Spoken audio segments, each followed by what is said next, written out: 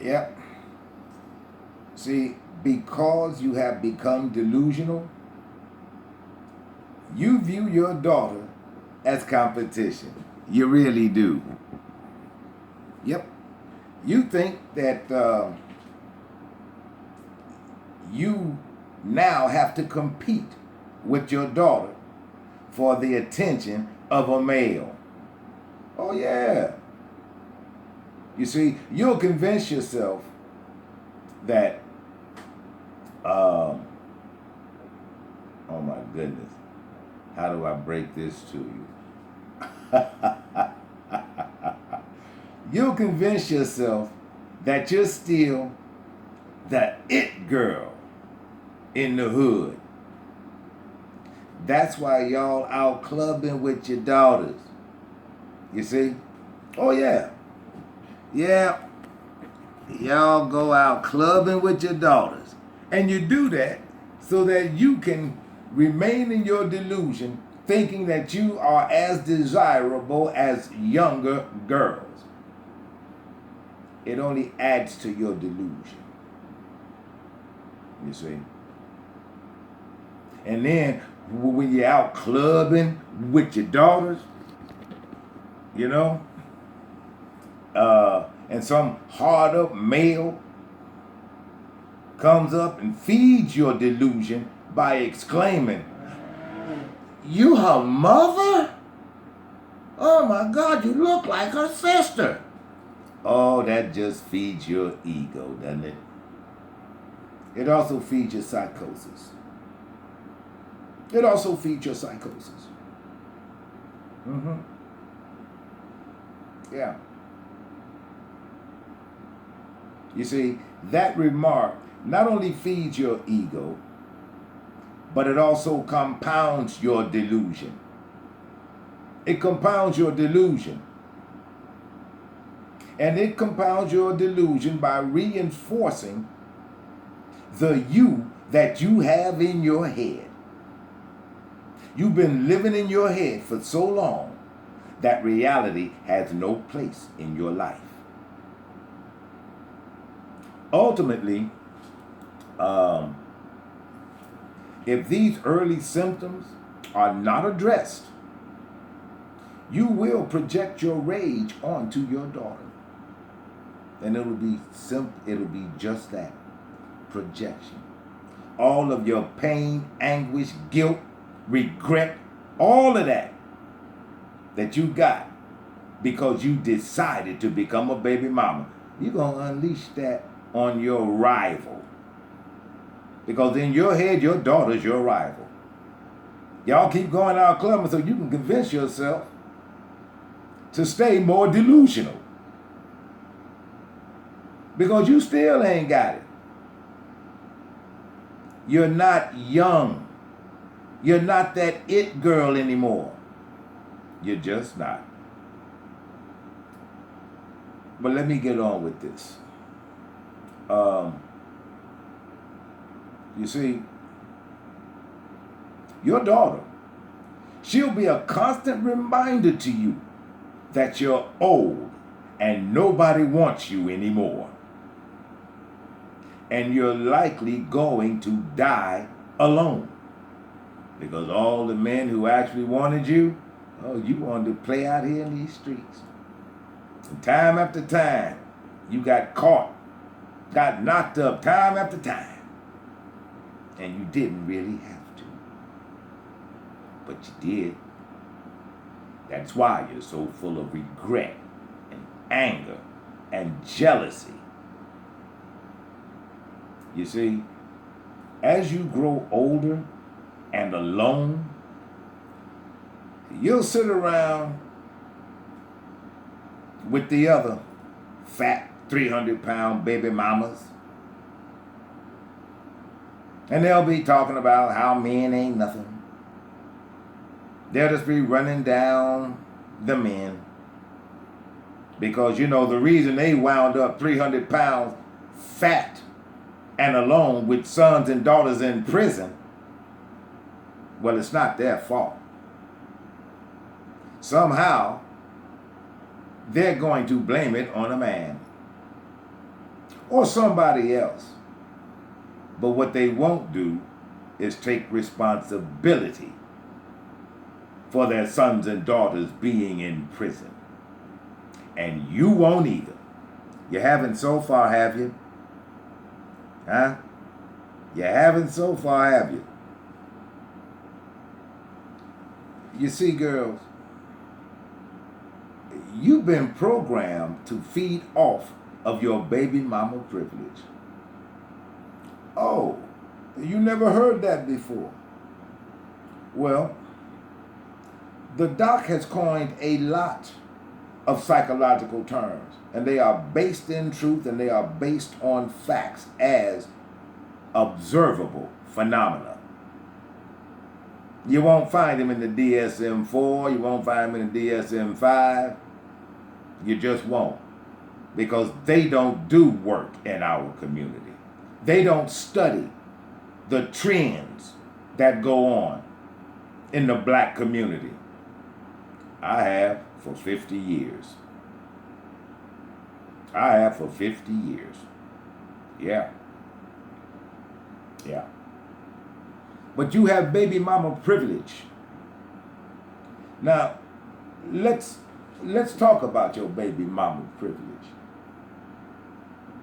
What you know is, because you are of the privileged sect, what you know is you can go out, get knocked up, name some boy as the baby daddy, and you use your privilege with the courts to ruin a boy's life.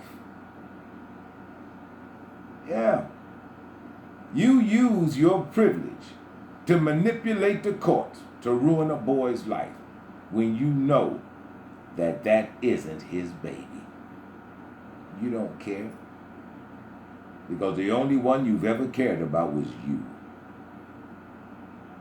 You see, you have the privilege of the undeserved benefit of the doubt.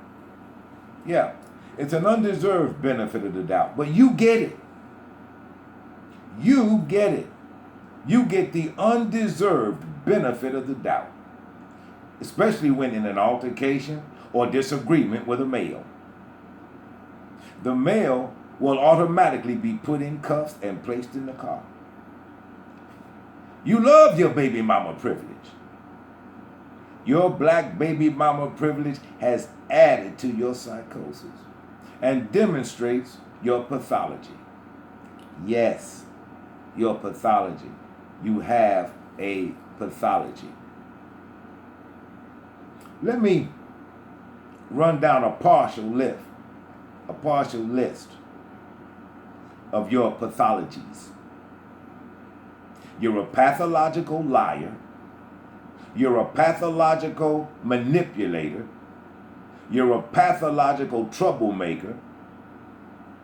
And you are pathological in your belief that you are entitled.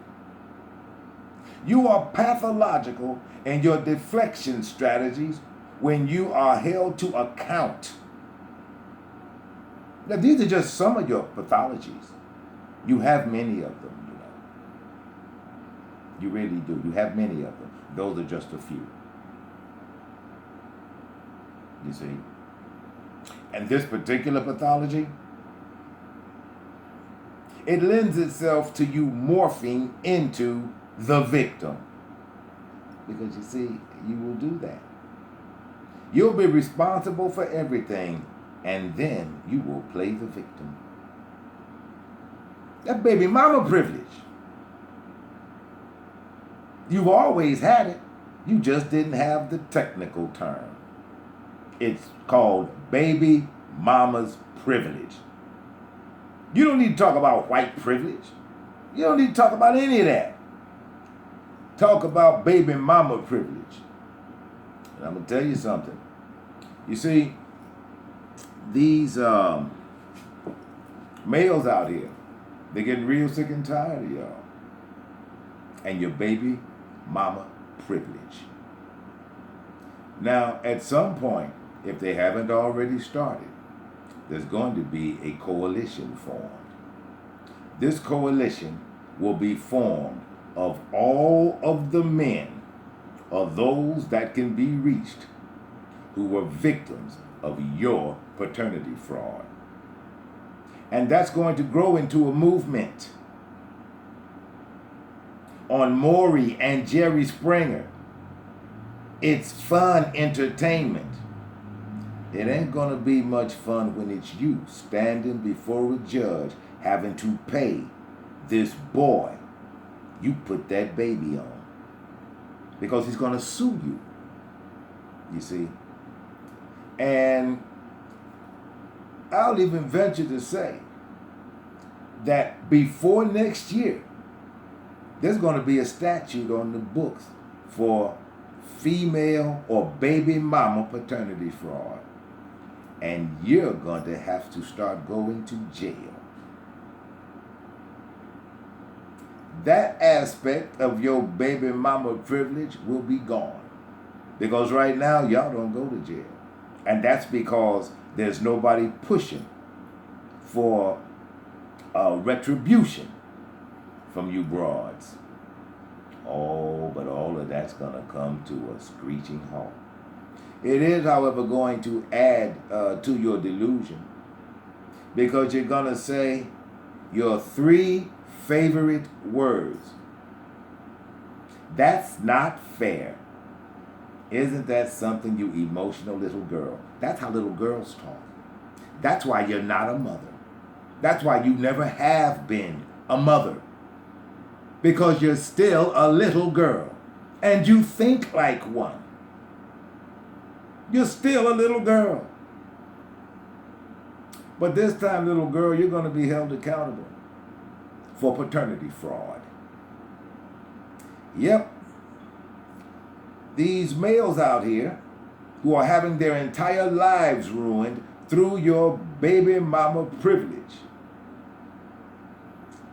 they've about had enough. And when enough of you start showing up in court, and then when you have to be the payer, and public aid, why? Just like they do the males. You got something coming from the government, you ain't gonna get it, because you owe a debt. A legally binding debt. It's a court order. Now, how are you and your baby's gonna get along? Your money goes to that boy you pinned that last baby on. What are you gonna do? You got knocked up at 15. You got no marketable skills. You didn't go to college. The only thing you're fit for is working at McDonald's, Burger King, Wendy's, Dollar Store, Family Dollar. That's all you're good for.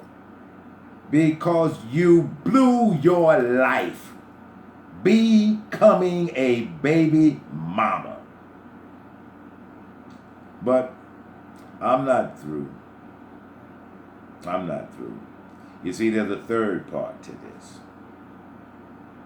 I mean, a clinical hour is 55 minutes. And what I'm going to do is I'm going to break these sessions up into, well, I tried to do 15 minutes. But fact is, these sessions, these didactic sessions, are going to be in 15-minute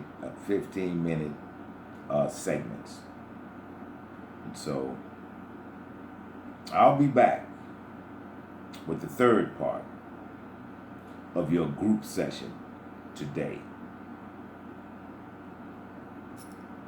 Hang around. Stay in group. I'll be back.